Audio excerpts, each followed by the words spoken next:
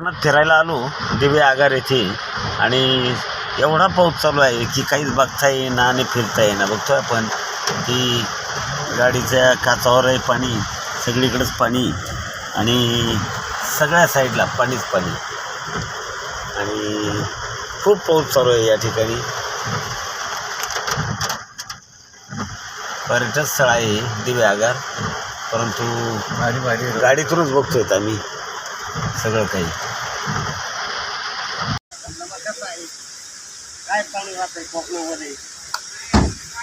काल कोकणामध्ये फिरायला आलो दिवे आगारला आणि एक दिवस राहिलो मुक्कामी आणि पुन्हा चाललो, परंतु निसर्ग आहे.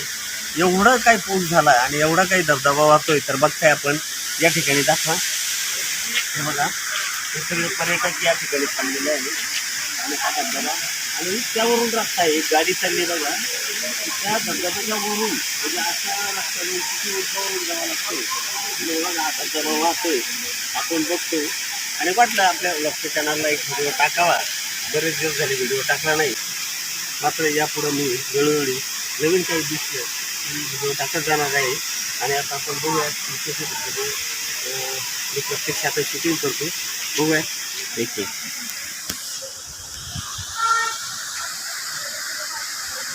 आणि हे बघा आता आपण बघतोय की कसं पाणी म्हणजे अगदी दूध कसं असतं, दुधाची साय आणि दूध, तर त्याप्रमाणे कसं पाणी दिसतंय वाहताना एवढ्या उंचावरून.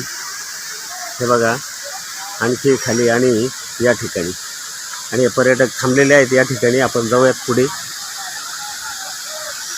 आणि आता आम्ही साधारणतः माणगावच्या पुढं आहोत आणि बघतोय आपण काय हा रस्ता. पर्यटक मजा घेत आहेत.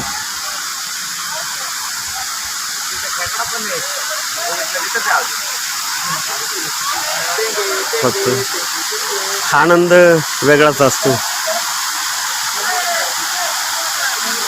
बघतोय काही फोटोशूट करतायत, कसं पाणी वाहत आहे आणि किती उंचावरून ते पाणी वाहत आहे.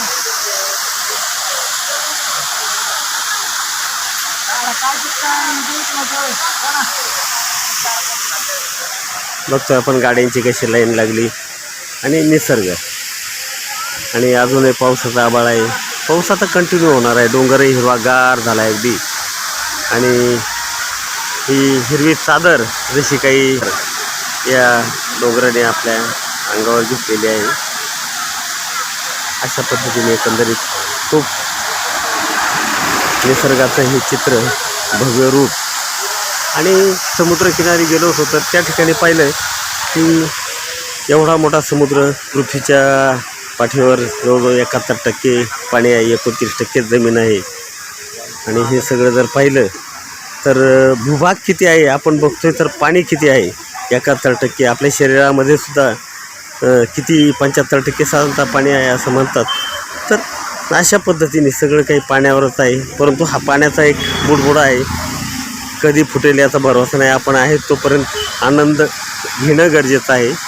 एक पाण्याचा बुडबुडात आहे. आपण एक पाहुणे कलाकार आहोत या पृथ्वीच्या पाठीवर आणि म्हणून हा आनंद निश्चितच घ्यायला पाहिजे प्रत्येकाने, असं मला तरी वाटतंय.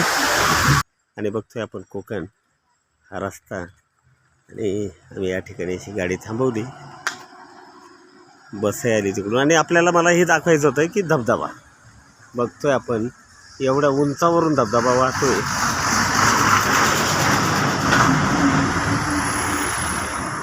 हे बघा एवढ्या उंचावरून धबधबा वाहतोय तर अगदी दुधासारखाच दिसतोय. खूप उंच आहे डोंगर आणि ही जनावरं दिवसभर चालायला गेली होती आणि आता घरी चालली. बघतोय कसा घरचा रस्ता झाला. त्यांच्या पाठीमागे कोणी माणूसही दिसत नाही. एवढं ज्ञान असते ना यांना की दिवसभर चालायला जातात आणि बरोबर संध्याकाळ झाली का घरी जातात. कोणीच माणूस नाही. हे बघा पाठीमागे दाखवतो मी तुम्हाला या रस्त्याला आणि हे बघा आमची गाडी या ठिकाणी लागलेली आहे आणि ही जनावरं आणि निसर्गाचं बघा हे रूप. संध्याकाळची वेळ आहे आणि काय सुंदर मनोहर दृश्य आहे हे रस्त्यावर थांबून घेतलं आहे सगळीकडचं. खूप पहिल्यापासून मला आवड आहे आणि म्हटलं हा व्हिडिओ आपल्या ब्लॉगच्या चॅनलला टाकावा. बघतोय आपण. आणि ते बघा त्या म्हशी अजूनही चालल्यात, एकट्याच चालल्यात. एवढं ज्ञान देवाने दिलेलं आहे की जशी ती ऊसाच्या तोडीला बैल असतात, ती बरोबर त्या मालक जरी झोपला बैलगाडीत तरी ऊसाच्या थळात घेऊन जातात आणि नंतर कारखान्यावर ती गाडी घेऊन जातात. तसंच आहे हे. आणि बघतोय आपण हा निसर्ग. आणि आमचे मित्र कंपनी आलो होतो आम्ही फिरायला. आणि काही पाणी पित आहेत, काही निसर्गाचा आनंद लुटतायत. अशा पद्धतीने कसं काय वाटलं कोकण? हां, दरवर्षी यायला पाहिजे. हां, दरवर्षी ट्रिप व्हायला पाहिजे. बर. हे अरुण ठेकेदार तर धबधबाच बघतायत. हां, निसर्ग काय असं ना, बघताय आपण. आवाज इतकी एवढ्या उंचावरून पण आवाज इथे येतोय. आणि इथं M9 वरून पाणी कसं पडतंय ते आहे ना. ऑटोमॅटिक पाणी पडतंय काय असं वाटतं. हां, पाऊस पाणी पडतंय. हे डोंगर पाझरतात ना. आणि बीचवरही गेलो होतो दिव्यागारला, तर त्या ठिकाणी पण पाहिला समुद्र. आणि सगळं काही बघणंच गरजेचं आहे.